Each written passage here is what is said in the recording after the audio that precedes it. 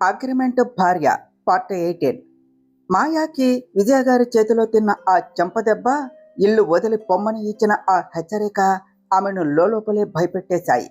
అభిరామ్ను ఎలాగైనా బుట్టలో వేసుకొని అతని 1000 కోట్ల ఆస్తికి ఏకైక మహారాణిగా చలామణి అవ్వాలి అన్న తన కలను ఇలా అర్థాంతరంగా వదిలేసి వెళ్ళిపోవటానికి ఆమె మనసు అస్సలు ఒప్పుకోలేదు.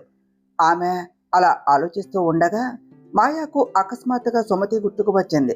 ఎందుకంటే ప్రస్తుతం ఈ వర్మ విల్లాలో విజయ గారిని ఎదిరించి తను ఇక్కడే ఉండేలాగా చేయగలిగే శక్తి కేవలం సుమతికి మాత్రమే ఉన్నది. మాయ ఆలస్యం చేయకుండా నేరుగా సుమతి బెడ్రూమ్లోనికి దూసుకొని వెళ్ళి సహాయం చేయమని ప్రాధేయపడింది. కానీ సుమతి దానికి నిరాకరించి తను ఏమాత్రం హెల్ప్ చేయను అని ఖరాఖండిగా చెప్పింది. మాయ తన అసలు స్వరూపాన్ని బయటకు తీసింది. తన ఫోన్లో ఉన్న ఆ మర్డర్ సీక్రెట్ వీడియోను చూపిస్తూ సుమతిని బ్లాక్మెయిల్ చేయటం మొదలుపెట్టింది. ఆమె నవ్వుతూ, అత్తయ్య, నేను చెప్పేది జాగ్రత్తగా వినండి. మీరు కనుక నాకు ఈ ఇంట్లో ఉండేలా సహాయం చేస్తే నేను కూడా మీకు సహాయం చేస్తాను. ఈ వీడియో రహస్యాన్ని ఎప్పటికీ రహస్యంగా ఉంచటంలో అన్నది. ఆమె ముఖంలో ఒక పైశాచికమైన నవ్వు కనిపిస్తోంది. ఆమె అంతటితో ఆగకుండా, అత్తయ్య, ఒకవేళ నా ప్రాణాల మీదకు వచ్చి నేను కనుక ఈ వీడియోను తీసుకుని వెళ్ళి నేరుగా పోలీసులకు అందిస్తే అప్పుడు మీ పరిస్థితి ఏమిటో ఒక్కసారి ఊహించుకున్నారా? అంతేకాదు, ఈ వీడియోలో ఉన్న ఆ చనిపోయిన రౌడీ ఏ సీక్రెట్ వీడియో గురించి మిమ్మల్ని బ్లాక్మెయిల్ చేస్తూ మాట్లాడుతున్నాడో ఆ అసలు వీడియోను కనుక నేను ఈ ఇంటి సభ్యులు అందరి ముందు, ముఖ్యంగా విజయ ఆంటీ ముందు ప్లే చేసి చూపిస్తే అప్పుడు ఈ వర్మ విల్లాలో మీ పరువు ఏమవుతుందో ఆలోచించుకోండి అంటూ కళ్ళెగరేస్తూ అడిగింది. ఆ మాటలు వినగానే సుమతి షాక్ అయ్యింది. ఆమె ఊపిరి బిగపట్టి, మాయా, అసలు నువ్వు స్పృహలో ఉండి ఎవరితో మాట్లాడుతున్నావో తెలుస్తుందా? నీకు అండగా నిలబడిన నీ సొంత మేనత్తనే నువ్వు ఇంత దారుణంగా బ్లాక్మెయిల్ చేస్తావా అని అడిగింది. మాయా పక్కపక్క నవ్వుతూ, అత్తయ్య, నా ప్రియమైన స్వీట్ అత్తయ్య, ఈ మైండ్ గేమ్స్, ఈ దొంగ దెబ్బలు అన్నీ నేను మీ నీడలో ఉంటూ మీ దగ్గరే కదా నేర్చుకున్నాను అన్నది వెటకారంగా. కాసేపు ఆగి ఆమె ముఖంలోనికి చూస్తూ, అత్తయ్య, ప్రస్తుతం మీ పరిస్థితి చూస్తూ ఉంటే నాకు ఒకటే సామెత గుర్తుకు వస్తుంది. ఇప్పుడు మీరు ఇటు ఇంటికి కాకుండా అటు బయటికి కాకుండా పూర్తిగా ఎటు కాకుండా పోయారు అంటూ పగలబడి నవ్వింది. సుమతి ఆ అవమానాన్ని, ఆ నవ్వును ఎలాగులా భరిస్తూ చేతులు బిగబట్టి, ఇప్పుడు నన్ను ఏం చేయమంటావు? నీ ప్లాన్ ఏమిటే అని అడిగింది. ఓహ్, నా స్వీట్ అత్తయ్య, మీకు ప్రత్యేకంగా చెప్పాలా ఏం చేయాలో? విజయ ఆంటీ నన్ను ఈ ఇల్లు వదిలి వెళ్ళమనకుండా మీరు ఏదో ఒక అబద్ధం చెప్పి అడ్డుకోవాలి. మీరు మీ పనిని ఎంత త్వరగా పూర్తి చేస్తే నేను నా ఫోన్లో ఉన్న వీడియోను డిలీట్ చేసి నా నోరు అంత త్వరగా మూసుకుంటాను అని చెప్పి ఆ గది నుండి బయటకు వెళ్ళిపోయింది. ఆమె వెళ్ళిపోగానే సుమతి ముఖంలో ఉన్న భయం కాస్త మాయమైపోయింది. ఆమె కళ్ళల్లో ఒక నవ్వు వికసించింది. ఆమె తనలో తాను నవ్వుకుంటూ, మాయా, నాలాంటి మనిషితో పెట్టుకోవటం నీ జీవితంలోనే నువ్వు చేసిన అతి పెద్ద తప్పు కాబోతుంది. దీనికి నువ్వు ఊహించనంత భారీ మూల్యం చెల్లించుకోక తప్పదు. ఈ సుమతి వర్మ అనే సింహం ప్రస్తుతానికి వేటాడటం కొద్ది రోజులు వదిలేసింది నిజమే, కానీ వేటాడటం ఎలాగో ఆ సింహం ఎప్పటికీ మర్చిపోలేదు. నా సమయం వచ్చినప్పుడు నీకు ఉంది అసలైన నరకం అని మనసులోనే అనుకున్నది. మరోవైపు నగరం నడిబొడ్డున ఉన్న ఒక high class bar and lounge. Abhiram Varma అక్కడ ఉన్న ఒక సోఫాలో ప్రశాంతంగా కూర్చొని ఉన్నాడు. అతని ముఖంలో ఎలాంటి ఆందోళన లేదు. అతని ముందు 3 పెద్ద బిజినెస్ క్లయింట్లు కూర్చొని అభిరామ్ నోటి నుండి ఎలాంటి సమాధానం వస్తుందా అని ఊపిరి బిగబట్టి ఎదురు చూస్తూ ఉన్నారు. సరిగ్గా అదే సమయంలో ఆ బార్లో ఉన్న 2 గ్లామర్, హాట్ మోడర్న్ అమ్మాయిలు అభిరామ్ రాయల్ లుక్కు ఫిదా అయిపోయి మెల్లగా నడుచుకుంటూ అతని దగ్గరకు వచ్చారు. అతని అనుమతి లేకుండానే అభిరామ్కు ఇరువైపులా సోఫాలో అతనికి చాలా క్లోజ్గా అతుక్కుని కూర్చున్నారు. అభిరామ్ తన చేతిలో ఉన్న గ్లాసును పక్కన పెట్టి వారి వైపు చూసి చిన్నగా నవ్వుతూ, I'm sorry miss, I'm already reserved అన్నాడు చాలా క్లియర్గా. ఆ అమ్మాయిలు అభిరామ్ మాటలు వినే నవ్వుతూ అతని భుజంపై చేయి వేయబోతూ, ఓహ్ హ్యాండ్సమ్, నువ్వు చాలా బాగా జోకులు వేస్తావు. అసలు నీకు ఇంకా పెళ్లి కాలేదు అని, నువ్వు మోస్ట్ ఎలిజిబుల్ బ్యాచిలర్ అండ్ ఒంటరి సింగిల్వి అని ఈ హైదరాబాద్ మొత్తానికి తెలుసు. మాతో కాసేపు టైం స్పెండ్ చేయి అన్నారు. వారి మాటలు వినగానే అభిరామ్ మనసులో ఒక పెద్ద ప్రశ్న తల ఎత్తింది. అతను ఆశ్చర్యపోతూ, నాకు ఆల్రెడీ పెళ్ళయ్యింది, శివాని నా భార్య, కానీ ఆ విషయం బయట ప్రపంచంలో ఎవ్వరికీ తెలియదు. ఎందుకు? మా పెళ్ళిని ఇంత సీక్రెట్గా ఉంచడానికి గల కారణం ఏమిటి? నా గతంలో ఏం జరిగింది అని ఆలోచనలో పడ్డాడు. సరిగ్గా అదే సమయంలో అభిరామ్కు ఎదురుగా కూర్చున్న ఆ ముగ్గురిలో ఒకరైన పిఏ మిస్టర్ రవి ఆ ఇద్దరి అమ్మాయిల మధ్యన కూర్చుని ఉన్న అభిరామ్ వర్మ పొజిషన్ను చూశాడు. అతను మెల్లగా తన ఫోన్ తీసి అభిరామ్కు తెలియకుండా సైలెంట్గా ఒక ఫోటో క్లిక్ మనిపించాడు. ఆ ఫోటోను వెంటనే శివానికి వాట్సాప్లో సెండ్ చేసి అభిరామ్ దొరికిపోయాడు అనే ఆనందంతో తన సీట్లో కూర్చొని ముసిముసి నవ్వులు నవ్వుకుంటూ ఎంజాయ్ చేయసాగాడు. ఇటు వర్మ విల్లాలో ఉన్న శివాని ఫోన్ సడన్ గా మెసేజ్ టోన్తో మోగింది. ఆమె విసుగ్గా ఫోన్ ఓపెన్ చేసి చూసింది. అంతే, ఆ వాట్సాప్ ఫోటో చూడగానే ఆమె కళ్ళు ఆశ్చర్యంతో కోపంతో పెద్దవయ్యాయి.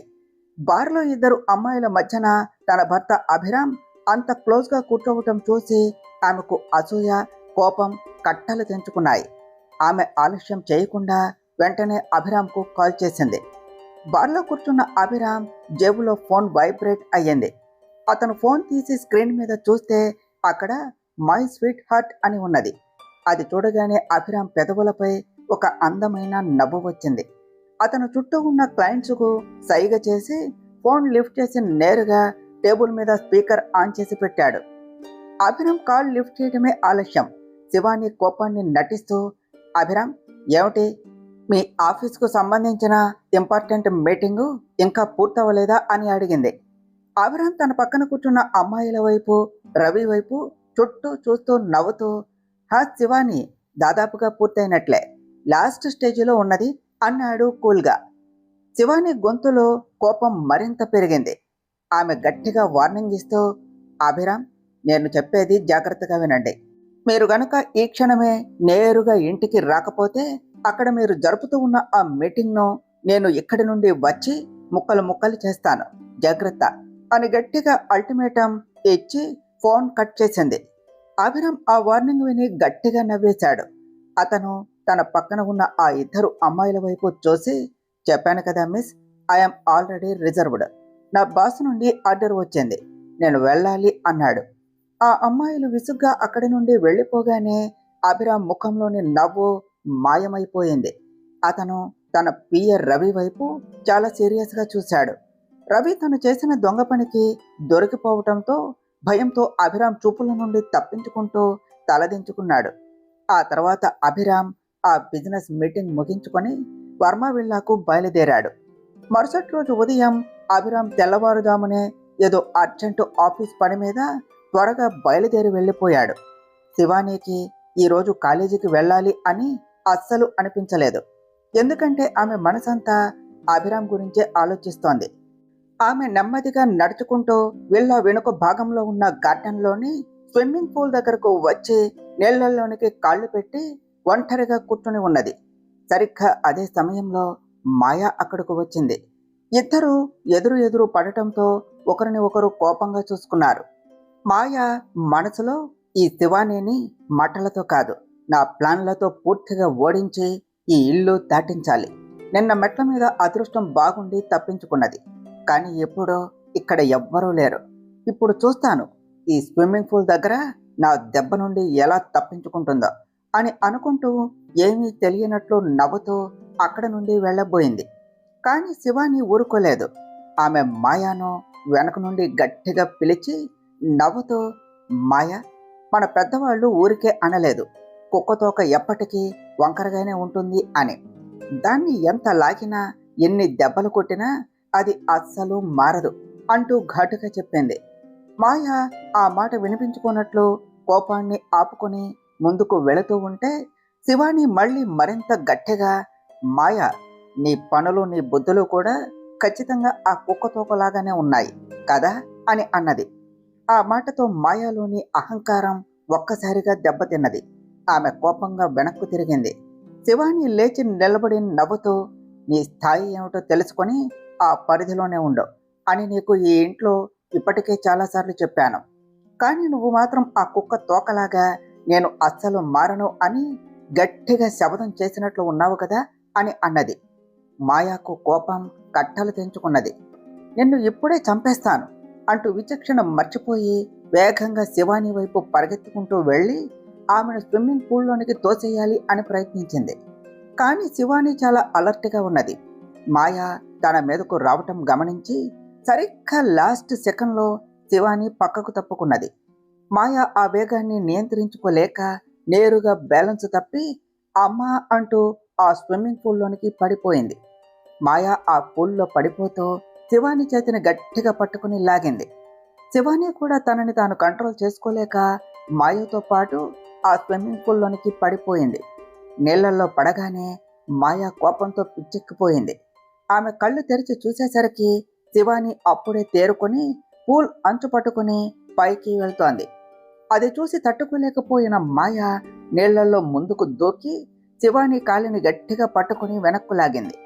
ఆ దెబ్బకు నిన్న మెట్ల మీద కాలు జారటం వల్ల శివాని కాలుకు తగిలిన ఆ బెనుకు నొప్పి నీళ్ల ఒత్తిడికి మళ్ళీ ఒక్కసారిగా పెరిగిపోయింది. ఆ నొప్పితో శివాని నీళ్లల్లోనే విలవిలలాడిపోయింది. కానీ ఈసారి శివానీలో భయం లేదు, కేవలం కోపంగా మాత్రమే ఉన్నది. ఆ కోపంలో శివాని తన చేతులను వెనక్కు తిప్పి మాయా ముఖం మీద వరుసగా 2-3 బలమైన దెబ్బలు కొట్టింది. ఆ దెబ్బలు ఎంత గట్టిగా తగిలాయి అంటే మాయా ముఖం పచ్చడైపోయింది.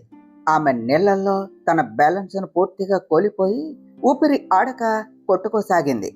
మాయా, నాకు నా భర్త అభిరామ్కు దూరంగా ప్రాణాలతో బ్రతకమని నీకు ఈపాటికే 100 సార్లు హెచ్చరించాను. కానీ నీలాంటి దుర్మార్గురాలికి మంచితనంతో కూడిన మంచి మాటలు అస్సలు అర్థం కావు కదా. పోయినసారి నువ్వు చేసిన తప్పులకు నిన్ను ప్రాణాలతో వదిలేసి నేను చాలా పెద్ద పొరపాటు చేశాను. కానీ ఈసారి శివాని ఆ తప్పును అస్సలు రిపీట్ చేయదు. నీ ఆట ముగిసిపోయింది అన్నది. అలా అంటూనే శివాని నీళ్లలోనే ముందుకు దూకి మాయా గొంతును తన 2 చేతులతో గట్టిగా నొక్కేసింది. మాయా ఆ దెబ్బల తాలూకు నొప్పి నుండి కోలుకోకముందే శివాని తన గొంతును పట్టుకుని నీళ్లలోనికి అణచివేయటంతో ఆమెకు ఊపిరి అందక విలవిలలాడిపోయింది.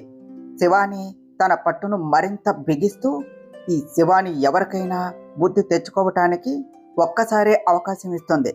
కానీ నీకు దయతలచి చాలా ఛాన్సులు ఇచ్చాను. అయినా నీలోని కుక్క తోక బుద్ధి మారలేదు, నీ అహంకారం తగ్గలేదు. ఈరోజు నేను నీకు విధించబోయే ఈ శిక్షను నువ్వు నీ జీవితాంతం మర్చిపోలేవు. నాతో పెట్టుకున్నందుకు ఈరోజు నీ ప్రాణాలకు భారీ మూల్యం కాబోతోంది అని చెప్పి ఆమె గొంతు వదలకుండా అలాగే నీళ్లల్లో లోతుకు ముంచేసింది. దూరం నుండి గార్డెన్లో జరుగుతున్న ఈ దృశ్యాన్ని చూస్తూ ఉన్న సుమతి గుండె ఆగినంత పనయ్యింది. ఆమె పరిగెత్తుకుంటూ స్విమ్మింగ్ పూల్ దగ్గరకు వచ్చి, అమ్మా శివాని, ఆగు, ఏం చేస్తున్నావు నువ్వు, వదిలే అని గట్టిగా అరిచింది. ఆ గొంతు వినగానే శివాని పూల్లో నుండి సుమతి వైపు తిరిగింది. నీళ్లలో మునిగిపోతూ చనిపోయే స్టేజ్లో ఉన్న మాయ మాత్రం, అమ్మయ్య, నా అత్తయ్య సుమతి వచ్చింది, నన్ను ఎలాగైనా ఈ శివాని చేతుల్లో చావకుండా కాపాడుతుంది అని మనసులో ఆశగా అనుకున్నది.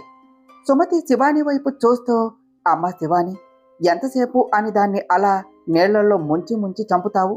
అలా చేస్తే దానికి నొప్పి తెలుస్తుంది కానీ చావదు. నా మాట విను, ఒక్కసారిగా దాని గొంతు పిసికి నీళ్ల అడుగు భాగంలోనికి గట్టిగా తొక్కిపెట్టే, వెంటనే ప్రాణం పోతుంది. ఒక్క దెబ్బతో ఈ శని వదిలిపోతుంది. మన ఇంట్లో గొడవలు కూడా శాశ్వతంగా ముగిసిపోతాయి అన్నది. ఆ మాట వినగానే శివాని సుమతి వైపు చూసి, అవును చిన్నత్తయ్య, మీరు చెప్పింది కూడా 100కు 100% నిజమే. ఈ తలనొప్పి ఇలాగే వదిలించుకోవాలి అని అన్నది చాలా కూల్గా. కానీ తన సొంత మేనత్త సుమతి నోటి నుండి తనను చంపేయమనే మాట వినగానే మాయాకు మైండ్ పూర్తిగా బ్లాంక్ అయిపోయింది. షాక్లో మునిగిపోయింది. ఆమెకు ఇప్పుడు తను చేసినది ఎంతటి పెద్ద పాపమో, ఎంతటి ద్రోహమో అర్థం కావటం మొదలయ్యింది. ఆమెకు ఊపిరి అందటం లేదు. శివాని తన వైపు రావటం చూసి, నా అత్తయ్య చెప్పినట్లే శివాని ఈరోజు నన్ను నిజంగానే చంపేసి ఈ స్విమ్మింగ్ పూల్లోనే నా శవాన్ని పాతిపెడుతుందా అని మరణ భయంతో వణికిపోయింది. శివాని అంత కఠినరాలు కాదు. ఆమె సుమతి సహాయంతో మాయా జుట్టు పట్టుకొని నీళ్లలో నుండి పైకి లాగి పూల్ గట్టు మీద కూర్చోబెట్టింది. మాయా నేలపై పడి తన గొంతు పట్టుకుని దగ్గుతూ నీళ్లన్నీ బయటకు కక్కుతూ ఉన్నది. ఆమె కళ్ళు ఎర్రబడ్డాయి. కళ్ళ వెంట కన్నీళ్లు ధారలుగా కారుతూ ఉన్నాయి. శివాని పక్కనే ఉన్న ఒక వాటర్ బాటిల్ తీసుకుని ఆమె ముఖం మీద విసిరికొట్టి, మాయా, ఈ భూమి మీద నా చేతుల్లో నుండి నువ్వు బ్రతికి బయటపడటానికి ఇదే నీకు లభించిన మొట్టమొదటి ఆఖరి అవకాశం. ఇకపై నీ జీవితంలో నా నుండి కానీ ఈ వర్మ కుటుంబం నుండి కానీ ఎలాంటి క్షమాపణను అస్సలు ఆశించుకో అని హెచ్చరించింది. మాయా ఈరోజు శివాని విశ్వరూపం చూశాక తను ఇంతవరకు అనుకున్నట్లు శివాని ఒక సాదాసీదా పల్లెటూరు పిల్ల కాదు. తనను ముక్కలు చేయగల శక్తి ఆమెకు ఉన్నది అని పూర్తిగా అర్థం చేసుకున్నది. ఆమె తన తప్పును తెలుసుకుని మోకాళ్లపై కూర్చొని ఏడుస్తూ, నన్ను క్షమించు శివాని, నేను కేవలం అభిరామ్ వెనుక ఉన్న డబ్బు మీద ఆశతోనే ఆ లగ్జరీ లైఫ్ కోసమే ఇదంతా చేశాను. ఎలాగైనా అభిరామ్ను పెళ్లి చేసుకొని ఈ విల్లాకు మహారాణి అవ్వాలి అని ఇన్ని నీచమైన ప్లాన్లు వేశాను అని అన్నది. ఆ తర్వాత ఆమె పక్కనే ఉన్న సుమతి వైపు తిరిగి, అత్తయ్య, వీలైతే నీ కడుపును పుట్టిన కూతురులా అనుకుని నన్ను క్షమించు. డబ్బు పిచ్చితో కళ్ళు మూసుకుపోయి నిన్ను కూడా వదలకుండా ఆ వీడియోతో బ్లాక్మెయిల్ చేశాను. నన్ను క్షమించండి అని చెప్పి వెక్కి వెక్కి ఏడుస్తూ తన సామాన్లు సర్దుకోవటానికి విల్లా లోపలికి పరిగెత్తుకుంటూ వెళ్ళిపోయింది. మాయా ఏడుస్తూ లోనికి వెళ్ళిపోగానే సుమతికి ప్రశాంతంగా అనిపించింది. ఆమె ఒక్కసారిగా ముందుకు వచ్చి శివానీని గట్టిగా హత్తుకున్నది. థ్యాంక్ యూ తల్లి, చాలా చాలా థ్యాంక్స్ శివాని. నువ్వు గనక ఈరోజు దానికి బుద్ధి చెప్పకపోతే ఆ మాయ తను చేస్తున్నది ఎంత పెద్ద తప్పు, ఎంతటి పాపమో జీవితంలో అర్థం చేసుకునేది కాదు. నా పరువు కాపాడావు తల్లి అని ఎమోషనల్గా చెప్పింది. శివాని మెల్లగా సుమతిని దూరం జరిపి, ఇట్స్ ఓకే చిన్నత్తయ్య, అంతా మంచిగా జరిగింది అని చెప్పి పక్కనే ఉన్న స్విమ్మింగ్ పూల్లోకి సైగ చేసి చూపించింది. అక్కడ పూల్ అడుగు భాగంలో మాయా తెచ్చిన ఆ ఫోన్ నీళ్లలో పూర్తిగా మునిగిపోయి డెడ్ అయిపోయింది. అంటే సుమతిని బ్లాక్మెయిల్ చేస్తున్న ఆ మర్డర్ వీడియో ఫుటేజ్ శాశ్వతంగా నాశనం అయిపోయింది. అది చూడగానే సుమతి కళ్ళల్లో నీళ్లు తిరిగాయి. ఆమె శివాని 2 చేతులను తన చేతుల్లోనికి తీసుకొని, శివాని, ఈ రోజుతో నా మనసులోని భారం దిగిపోయింది. అందుకే ఈరోజు నీ సాక్షిగా ఈ వర్మ కుటుంబంలో దాగి ఉన్న అన్ని నిజాలను నేను నీకు చెప్పేయాలి అని అనుకుంటున్నాను. అసలు ఆ మాయ నన్ను ఏ గతం గురించి బ్లాక్మెయిల్ చేసిందో, అసలు ఆ రౌడీని నేను చాకుతో ఎందుకు చంపవలసి వచ్చిందో ఆ రహస్యం ఈరోజు నీకు వివరిస్తాను విను అంటూ కళ్ళు మూసుకున్నది. మీ చిన్న మామయ్య చాలా అమాయకుడు. ఆయనకు ఈ వర్మ బిజినెస్ సామ్రాజ్యం మీద, కోట్ల సంపాదన మీద అస్సలు ఆసక్తి లేదు. కానీ అభిరామ్ తండ్రి అయిన రఘువీర వర్మ మాత్రం ఈ బిజినెస్ను చాలా అద్భుతంగా ముందుకు తీసుకుని వెళ్తూ ఉన్నారు. బిజినెస్ వరల్డ్లో ఆయనకు డబ్బుతో పాటు పేరు ప్రతిష్టలు ఆకాశమంత ఎత్తుకు పెరుగుతూ ఉన్నాయి. కానీ ఆ ఎదుగుదలను నేను భరించలేకపోయాను. నా కళ్ళ ముందే రఘువీర వర్మ అంత ఎత్తుకు ఎదుగుతూ ఉంటే నాలో అసూయ, ద్వేషం, కోపం పెరిగిపోయాయి. నాలో ఉన్న ఆ బలహీనతను, కోపాన్ని దూరం నుండి గమనించిన ఆ ముసలాడు, ఆ దేవేంద్ర నాయక్, ఒకరోజు నాకు రహస్యంగా కాల్ చేశాడు. నా మనసులో ఉన్న కోరికలు అన్నీ, నా భర్తను ఈ సామ్రాజ్యానికి అధిపతిని చేసే అన్ని ఆఫర్లను నా ముందు పెట్టాడు. నేను కూడా ఆ ఆశతో ఎప్పటిలాగే ఆ రోజు కూడా అతను అడిగినట్లు రఘువీర వర్మకు సంబంధించిన ప్రతి చిన్న పర్సనల్ ఇన్ఫర్మేషన్ను దేవేంద్ర నాయక్కు చేరవేస్తూ వచ్చాను. ఒకరోజు రఘువీర వర్మ విజయ అక్కతో విడాకుల విషయంలో ఇంట్లో గొడవపడి కోపంతో తన గర్ల్ ఫ్రెండ్ అయిన లావణ్య గుప్తాతో కలిసి కారులో బయటకు వెళుతున్నారు. ఆ పర్సనల్ వార్తను నేను వెంటనే దేవేంద్ర నాయక్కు సీక్రెట్గా లీక్ చేశాను అని చెప్పింది. సుమతి అలా చెబుతూ ఉండగా ఆమె కళ్ళ వెంట నీళ్లు ఆగకుండా కారుతూ ఉన్నాయి. గతం గుర్తొచ్చి ఆమె శరీరం వణికిపోతోంది. శివాని ఆమె చేతులను మరింత గట్టిగా పట్టుకొని, చిన్నత్తయ్య, శ్వాస తీసుకోండి అని చెప్పి, ఆ తర్వాత ఏమి జరిగింది, ఆ యాక్సిడెంట్ ఎలా జరిగింది అని ఆతృతగా అడిగింది. సుమతి కన్నీళ్లు తుడుచుకుంటూ మళ్ళీ చెప్పటం మొదలుపెట్టింది. నేను ఆ దేవేంద్ర నాయక్కు ఆ సమాచారం చెప్పిన కేవలం కొన్ని గంటలకే రఘువీర వర్మ ప్రయాణిస్తూ ఉన్న కారు యాక్సిడెంట్కు గురి అయ్యింది అని, ఆయన ఆ యాక్సిడెంట్లో అక్కడికక్కడే చనిపోయారు అన్న వార్త మా విల్లాకు అందింది. అది వినగానే నా కాళ్ల కింద భూమి కదిలిపోయింది. నేను షాక్లోనికి వెళ్ళిపోయాను. ఎందుకంటే ఆ యాక్సిడెంట్ ప్రమాదవశాత్తు జరిగినది కాదు. నేను ఇచ్చిన సమాచారం వల్లే దేవేంద్ర నాయక్ ఆ యాక్సిడెంట్ చేయించి చంపేశాడు అని నాకు అర్థమైంది. మరుసటి రోజు నేను ఎవరికీ తెలియకుండా రహస్యంగా దేవేంద్ర నాయక్ను కలవటానికి వెళ్ళాను. అతను నన్ను చూసి నవ్వుతూ, రా సుమతి వర్మ, ఈరోజు నీ వల్లే, నువ్వు ఇచ్చిన ఆ పక్క ఇన్ఫర్మేషన్ వల్లే నేను రఘువీర వర్మను లారీతో గుద్ది మరీ చంపేసి నా జీవితకాలపు కళ నెరవేర్చుకున్నాను. ఒకవేళ నువ్వు కనుక ఆ రోజు ఆ సమాచారం నాకు లీక్ చేయకపోతే నేను నా శత్రువును చంపే ఈ లక్ష్యంలో ఎప్పటికీ విజయం సాధించేవాడిని కాదు అని నాతో అన్నాడు. కానీ అక్కడ దేవేంద్ర నాయక్ దగ్గర పనిచేసే ఒక రౌడీ దేవేంద్ర నాయక్ నాతో మాట్లాడిన ఆ మాటలన్నింటినీ తన ఫోన్లో రహస్యంగా రికార్డు చేశాడు.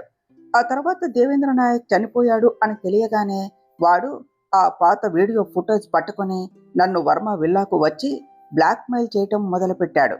డబ్బులు ఇవ్వకపోతే ఆ నిజం అభిరామ్కు చెప్తాను అన్నాడు. అందుకే నా తప్పు బయటపడకూడదు అని తప్పనిసరి పరిస్థితుల్లో నేను ఆ రోజు చాకుతో వాడిని పొడిచి చంపవలసి వచ్చింది. శివాని, నన్ను నమ్ము తల్లి. అభిరామ్ నాన్న రఘువీర వర్మకు అలా ప్రాణాలు పోయే ఘోరం జరుగుతుంది అని నేను నా కలలో కూడా ఎప్పుడూ ఊహించలేదు. ఆ దేవేంద్ర నాయక్ నన్ను అబద్ధాలతో మాయ మాటలతో నమ్మించాడు. వర్మ బిజినెస్ను పడగొట్టడానికి మాత్రమే ఆ సమాచారం వాడుకుంటాను అని చెప్పాడు. కానీ ఆ యాక్సిడెంట్ జరిగి రఘువీర్ వర్మ చనిపోయాక కానీ నాకు ఆ దుర్మార్గుడి అస్సలు ఉద్దేశ్యం అర్థం కాలేదు అని శివాని కాళ్ల మీద పడి ఏడ్చేసింది. శివాని షాక్లో ఉండిపోగా సరిగా అదే సమయంలో ఆ గార్డెన్లోని నిశ్శబ్దాన్ని చీల్చుకుంటూ వెనక నుండి ఒక గంభీరమైన వాయిస్ వినిపించింది. సుమతి కోడలా, మాకు నీ మీద, నువ్వు చెప్తున్న ఈ ప్రతి మాట మీద పూర్తి నమ్మకం ఉన్నది అనే మాట వినపడింది. ఆ మాట వినగానే శివాని, సుమతి ఇద్దరూ ఒక్కసారిగా వెనక్కు తిరిగి చూశారు. అక్కడ కొంత దూరంలో తెల్లటి బట్టలు వేసుకొని, చేతిలో కర్ర పట్టుకొని, కళ్ళల్లో కన్నీళ్లతో సాక్షాత్తు ఈ కుటుంబానికి పెద్ద దిక్కు అయిన రామచంద్ర వర్మ గారు నిలబడి ఉన్నారు. సుమతి నోటి నుండి వచ్చిన ప్రతి ఒక్క నిజాన్ని ఆయన తన చెవులారా వినేశారు. ఇన్నేళ్లుగా తన గుండెల్లో దాచుకున్న ఆ భయంకరమైన నిజాన్ని దాచడానికి సుమతి ఎన్నో నరక యాతనలు అనుభవించవలసి వచ్చింది. చివరికి తన గతం బయటపడకుండా ఉండటం కోసం ఒక రౌడీని కూడా హత్య చేయవలసి వచ్చింది. కానీ ఈరోజు శివాని చూపించిన ధైర్యం వల్ల, అలాగే రామచంద్ర వర్మ గారు చూపించిన పెద్ద మనసు వల్ల ఆమె తన పాప పరిహారాన్ని ఒప్పుకున్నది. తన కుటుంబం తనను పరాయిదానిలా చూడకుండా తన తప్పును క్షమించి ప్రేమతో మళ్లీ స్వీకరించినందుకు సుమతి మనసు ఎన్నడూ లేనంత తేలికపడింది. ఆ గార్డెన్లో సుమతి, శివాని, రామచంద్ర వర్మ గారు ముగ్గురు ఒకరిని ఒకరు చూసుకుంటూ ఎంతో సంతోషంగా నవ్వుకుంటూ ఉన్నారు. అయితే ఆ గార్డెన్లో ఆ ముగ్గురు మాత్రమే లేరు.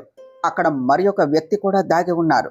సుమతి నోటి నుండి వచ్చిన ప్రతి ఒక్క మాటను విన్న ఆ వ్యక్తి వారు ముగ్గురు సంతోషంగా నవ్వుకుంటూ ఉండటం చూసి కోపంతో రగిలిపోయారు. ఆ వ్యక్తి పిడికిలి గట్టిగా బిగించి, మిమ్మల్ని ఇంత సంతోషంగా ఉండనివ్వను అనుకుంటూ అక్కడి నుండి వెళ్ళిపోయారు. సమయం అర్ధరాత్రి దాటి సరిగ్గా 2 గంటలు అయ్యింది. వర్మ విల్లాలోని ప్రతి ఒక్కరూ అలసటతో గాఢ నిద్రలో మునిగిపోయి ఉన్నారు. సరిగ్గా అదే సమయంలో కింది ఫ్లోర్ నుండి ఏదో సౌండ్ వినిపించడంతో శివానికి ఒక్కసారిగా మెలకువ వచ్చింది. ఆమె మెల్లగా కళ్ళు తెరిచి చూసింది. ఎప్పటిలాగే అభిరామ్ ఆమె నడుము చుట్టూ చేతులను వేసి ఎంతో ప్రేమగా హత్తుకుని నిద్రపోతూ ఉన్నాడు. తాను గనుక గట్టిగా కదిలితే అభిరామ్ కూడా నిద్ర లేచి కంగారు పడతాడేమోనని శివాని భయపడింది. అందువల్ల చాలా జాగ్రత్తగా మెల్లగా అతని చేతులను పక్కకు జరిపింది. నిదానంగా మంచం దిగి రూమ్ డోర్ సైలెంట్గా తెరచి బయటకు వచ్చింది. కారిడార్ దాటుకుంటూ స్టెప్స్ దగ్గరకు చేరుకొని కింది హాల్ వైపు చూసింది. అప్పుడే కింద ఉన్న హాల్లో నిలబడి ఏవో పేపర్లు వెతుకుతున్నట్లు ఒక వ్యక్తి ఆకారం శివాని కంటపడింది. అంత అర్ధరాత్రి వేళ సెక్యూరిటీని దాటుకుని ఒక వ్యక్తి హాల్లో ఉండటం చూడగానే షాక్తో శివాని కళ్ళు పెద్దవయ్యాయి. అసలు ఈ వర్మ విల్లాలోనికి ఇతను ఇంత ధైర్యంగా ఈ టైంలో ఎలా చొరబడ్డాడు అని ఆమె మనసులో ఆలోచిస్తూ ఉండగానే ఆ వ్యక్తి చేతిలో ఉన్న ఫైల్ని పక్కన పెట్టి మెల్లగా మెయిన్ గేట్ వైపునకు వెళ్ళటం శివాని గమనించింది. వాడు పారిపోతున్నాడు అని గమనించిన శివాని ఒక్క క్షణం కూడా ఆలస్యం చేయకుండా స్టెప్స్ దిగి వేగంగా పరిగెత్తుకుంటూ వెళ్ళి నేరుగా ఆ వ్యక్తికి ఎదురుగా నిలబడి వాని దారిని అడ్డుకున్నది. అంత చీకట్లో ఒకరిని ఒకరు ముఖాముఖి చూసుకొని ఇద్దరూ ఒక్కసారిగా షాక్ అయ్యారు. ఎందుకంటే ఆ వ్యక్తి అంత రాత్రివేళ తనను ఒక ఆడపిల్ల ఎదురుగా వచ్చి అడ్డుకుంటుంది అని అస్సలు ఊహించలేదు. శివాని కిటికీల నుండి వస్తూ ఉన్న ఆ వెన్నెల వెలుతురులో అతని ముఖాన్ని నిశితంగా గమనించింది. తక్కువ కాంతి ఉన్నా కూడా ఇద్దరు ఒకరి ముఖాన్ని ఒకరు చాలా స్పష్టంగా చూసుకోగలిగారు. ఆ వ్యక్తిని చూడగానే శివాని గుండె ఒక్కసారిగా ఆగిపోయినంత పనయ్యింది. అతని బాడీ లాంగ్వేజ్, నిలబడిన తీరు, ఆ కళ్ళల్లోని క్రూరమైన వ్యక్తిత్వం అంతా రఘువీర వర్మను చంపిన ఆ దేవేంద్ర నాయక్ లాగానే ఉన్నాయి. కానీ ముఖం చూస్తే ప్లాస్టిక్ సర్జరీ చేయించుకున్నట్లు వేరేలాగా ఉన్నది. అసలు దేవేంద్ర నాయక్ ఆ కార్ యాక్సిడెంట్లో చనిపోయాడు కదా, మరి అర్ధరాత్రి విల్లాలోనికి చొరబడిన ఇతను ఎవరు అని మనసులో అనుకుంటూ శివాని తన గొంతును గంభీరంగా మారుస్తూ, ఎవరు నువ్వు? అసలు వర్మ విల్లా సెక్యూరిటీని దాటి ఈ లోపలకు ఎలా వచ్చావు? నీ ఉద్దేశ్యం ఏమిటి అని అడిగింది. శివాని తనను గుర్తుపట్టలేకపోయింది అని గ్రహించిన ఆ వ్యక్తి నవ్వుతూ, అబ్బా, ఈ అభిరామ్ వర్మ గాడి లక్ మామూలుగా లేదుగా. వాడి భార్య ఈ అభిరామ్ మైనా చూస్తూ ఉంటే చాలా హాట్గా ఉన్నది అన్నాడు. అలా అంటూనే వాడు శివాని వేసుకున్న బ్లాక్ కలర్ టీషర్టు షార్ట్ వైపు చూస్తూ ఆమెను పైనుండి కింద వరకు తేరిపారా చూడసాగాడు. వాడు తన నోటితో ఇంకేదో మాట మాట్లాడబోతూ ఉండగా శివాని ఆవేశం కట్టలు తెంచుకున్నది. ఆమె ఒక్కసారిగా గాల్లోనికి లేచి తన కుడి చేతి పిడికిలిని గట్టిగా బిగించి వాని ముఖం పగిలిపోయేలా ఒక బలమైన పంచిచ్చింది.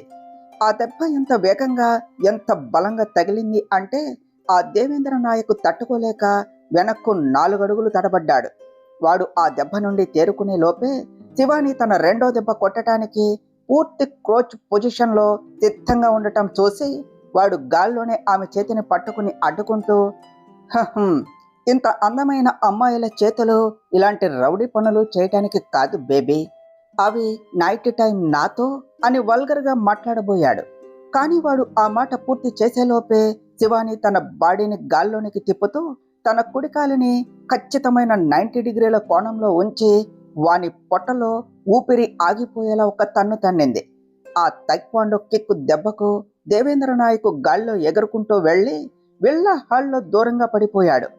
శివాని తన జుట్టును వెనక్కు సర్దుకుంటూ, నీలాంటి నీచమైన కుక్కలకు ఈ సమాజంలో వాటి అసలు స్థానం ఏమిటో, చెప్పు దెబ్బ రుచి ఏమిటో చూపించటానికి కూడా ఈ అందమైన అమ్మాయిలు పుట్టారా అని నవ్వుతూ అన్నది. నేల మీద పడిపోయిన దేవేంద్ర నాయక్ కోపంతో లేచి నిలబడ్డాడు. ఒక సాదాసీదా అమ్మాయి తనను ఇలా తన్నటం వాడు జీర్ణించుకోలేకపోయాడు. వాడు శివాని మీద దాడి చేయటానికి ముందుకు వచ్చాడు. శివాని కూడా ఏమాత్రం భయపడకుండా యుద్ధానికి సిద్ధమయ్యింది. అంత అర్ధరాత్రి వేళ ఆ చీకటి హాల్లో ఇద్దరూ తలపడ్డారు. వాడు కొట్టే ప్రతి దెబ్బను శివాని చాలా సమర్థవంతంగా అడ్డుకుంటోంది. ఆమె వేసే కిక్స్ను వాడు డిఫెండ్ చేసుకుంటూ ఉన్నాడు. కానీ శివాని బాడీ చాలా ఫ్లెక్సిబుల్. ఆమె అకస్మాత్తుగా గాల్లో చాలా వేగంగా కదులుతూ వాడు ఊహించని విధంగా మళ్ళీ అతని పొట్ట భాగంలో తన మోకాలితో బలంగా తన్నింది. ఆ దెబ్బకు దేవేంద్ర నాయక్ దూరంగా పడిపోయాడు. వాడు పైకి లేవకముందే శివాని చురుతుపులిలా ముందుకు దూకి వాని కలర్ పట్టుకొని ముఖం మీద గట్టిగా గుద్దింది. ఆ దెబ్బకు వాని పెదవి పగిలిపోయి రక్తం రావటం మొదలయ్యింది. శివాని ఇంకొక ఆఖరి దెబ్బ కొట్టి స్పృహ తప్పించబోతూ ఉండగా ఒక్కసారిగా విల్లా లోపల నుండి ఎవరో పెద్దగా కేక వేసిన శబ్దం వినిపించింది. ఆ కేకకు విల్లాలో నిద్రపోతూ ఉన్న ఫ్యామిలీ మెంబర్స్, సర్వెంట్స్ అంతా ఒక్కసారిగా ఉలిక్కిపడి లేచి తమ గదుల నుండి బయటకు పరిగెత్తుకుంటూ వచ్చారు. రూమ్లో పడుకున్న అభిరామ్ కూడా ఆ కేక వినగానే కళ్ళు తెరచి చూశాడు. పక్కన బెడ్ మీద శివాని లేదు. దానితో కంగారుగా అభిరామ్ గది నుండి బయటకు వచ్చాడు. కరెక్ట్గా అదే టైంలో ఎవరో హాల్లోని మెయిన్ స్విచ్ బోర్డు దగ్గర లైట్లన్నీ ఆన్ చేశారు. దానితో హాల్ అంతా వెలుతురు వచ్చింది. శివాని దృష్టి ఆ కేక వినిపించిన వైపు వెళ్లటం గమనించిన ఆ దేవేంద్ర నాయక్ అదే ఛాన్సు అనుకుని శివానిని గట్టిగా వెనక్కు తోసేసి మెయిన్ గేట్ వైపు నుండి చీకట్లోనికి పరిగెత్తుకుంటూ పారిపోయాడు. అభిరామ్ స్టెప్స్ దిగి వస్తూ గేట్ నుండి ఎవరో పారిపోవటం చూసి శివాని అని అరుస్తూ వాడిని పట్టుకోవటానికి రోడ్డు మీదకు పరిగెత్తాడు. కానీ అప్పటికే వాడు కారు ఎక్కి చీకట్లోనికి మాయమైపోయాడు. అభిరామ్ ఆవేశంతో ఊగిపోతూ గేట్ దగ్గర నిలబడి డ్యూటీ చేస్తూ ఉన్న సెక్యూరిటీ గార్డుల కాలర్ పట్టుకుని, బ్లడీ ఫూల్స్, మిమ్మల్ని ఇక్కడ జీతాలు ఇచ్చి గేట్ దగ్గర ఎందుకు పెట్టాన్రా? అంతా కలిసి కాలక్షేపం చేస్తూ నిద్రపోవటానికా అని అరిచాడు. అభిరామ్ అంతలా ఎందుకు కోప్పడుతున్నాడో, ఆ రాత్రి ఏం జరిగిందో ఆ గార్డులకు అస్సలు అర్థం కాలేదు. అందులో ఒక గార్డు ధైర్యం చేసి చేతులు కట్టుకుని వణకుతూ, సార్ సార్, మా వల్ల ఏం తప్పు జరిగింది సార్? మేము రాత్రంతా మేల్కొనే ఉన్నాము అని అడిగాడు. అభిరామ్ ఆవేశంతో వాడిని వెనక్కు నెడుతూ, మీరు ఇక్కడ కళ్ళు తెరిచి ఉండగానే మా ఇంట్లోనికి ఒక దొంగ ఎలా చొరబడ్డాడ్రా? ఇప్పుడే ఒకడు మీ కళ్ళ ముందు నుండి గేట్ దాటి పారిపోతూ ఉన్నా మీరు అంతా ఇక్కడ ఊరికినే నిలబడి గాడిదలు కాస్తున్నారా అని అన్నాడు. క్షమించండి సార్, అతను దొంగతనం చేయడానికి రాలేదు. అతను 3 గంటల క్రితమే గేట్ దగ్గరకు వచ్చాడు. మీ ఇంట్లోని ఒక కుటుంబ సభ్యుడే ఇంట్లో ఉన్న computer software problem, server room repair చేయటానికి అర్జెంటుగా అతన్ని లోనికి పిలిపించారు. మేము నమ్మకుండా వెంటనే విల్లా లోపల ఉన్న ల్యాండ్లైన్ నెంబర్కు కాల్ చేసి క్రాస్ కన్ఫర్మేషన్ తీసుకున్నాకే అతన్ని లోనికి పంపించాము సార్ అని గార్డు వినయంగా చెప్పాడు. ఆ మాట వినగానే అభిరామ్ మైండ్ పూర్తిగా బ్లాక్ అయిపోయింది. షాక్లో ఉండిపోయాడు. అంటే ఈ విల్లా లోపల ఉన్న ల్యాండ్లైన్ నెంబర్ నుండి ఎవరో కావాలి అనే ప్లాన్ ప్రకారం ఆ వ్యక్తిని లోపలకు పిలిపించారా? ఎవరు వాడు అని ఆలోచనలో పడిపోయాడు. మరోవైపు ఒక డార్క్ రూమ్లో అద్దం ముందు నిలబడి తన పగిలిన పెదవి దగ్గర వస్తూ ఉన్న రక్తాన్ని కాటన్తో తుడుచుకుంటూ కొద్దిసేపటి క్రితం వర్మ విల్లాలో జరిగిన ఫైట్ గురించి ఆలోచిస్తూ ఉన్నాడు దేవేంద్ర నాయక్. అతని కళ్ళు కోపంతో ఎర్రగా మారాయి. అతను తన టేబుల్ డ్రాయర్ తెరిచి చాలా ఏళ్ల నాటి ఒక పాత ఫైల్ తీసి అందులోని పేజీలను వేగంగా తిప్పాడు. ఆ ఫైల్లో ఉన్న ఫోటోలను, ఇన్ఫర్మేషన్ను చూసి ఆ ఫైల్ను కోపంగా విసిరేస్తూ, ఛీ, నా చుట్టూ అంతా ఉత్త అసమర్థులను, చేతకాని వెధవులను పెంచుకున్నాను. ఈ ఫైల్లో ఉన్న సమాచారం ప్రకారం రఘువీరవర్మ గర్ల్ ఫ్రెండ్ అయిన లావణ్య గుప్తా చెల్లెలు శరణ్య గుప్తా చాలా సాఫ్ట్, భయస్తురాలు, పిరికిది. కానీ ఇందాక నన్ను కుక్కను కొట్టినట్లు కొట్టి ఓడించిన ఆ అమ్మాయిని చూస్తే ఖచ్చితంగా ప్రొఫెషనల్ తైక్వాండో బ్లాక్ బెల్ట్ ప్లేయర్లా ఉన్నది. ఆ శరణ్య గుప్తా వ్యక్తిత్వానికి ఇప్పుడు అభిరామ్ పక్కన ఉన్న ఈ శివాని రూపానికి అస్సలు పొంతన లేదు. ఏదో పెద్ద కుట్ర జరుగుతోంది అని గ్రహించాడు. ఆ తర్వాత వాడు అద్దంలో తన ముఖాన్ని చూసుకుంటూ ఒక వికృతమైన నవ్వు నవ్వుతూ, శివాని అలియాస్ శరణ్య గుప్తా, ఈరోజు అర్ధరాత్రి నిన్ను కలవటం నాకు చాలా చాలా సంతోషాన్ని ఇచ్చింది బేబీ. కానీ పాపం, నువ్వు ఉండవలసిన చోట లేవు. నువ్వు ఆ అభిరామ్ పక్కన కాదు, నా పక్కన, నా కాళ్ళ దగ్గర ఉండాలి. త్వరలోనే నువ్వు నీ కాళ్ళతో నడుచుకుంటూ నేరుగా నా గూటికే వస్తావు. అప్పుడు చూపిస్తా నా తడాక అంటూ గది మొత్తం ప్రతిధ్వనించేలా ఒక సైకోలా నవ్వాడు. తరువాత ఏమి జరిగిందో నెక్స్ట్ పార్ట్లో తెలుసుకుందాం ఫ్రెండ్స్. డియర్ ఫ్రెండ్స్, మీకు గనుక ఈ కథ నచ్చినట్లయితే మీ అభిప్రాయాలను కామెంట్ల రూపంలో తెలియచేయండి. ఈ వీడియోను లైక్ చేయండి, షేర్ చేయండి. మా ఛానల్ను సబ్స్క్రైబ్ చేసుకోండి ఫ్రెండ్స్. Thank you.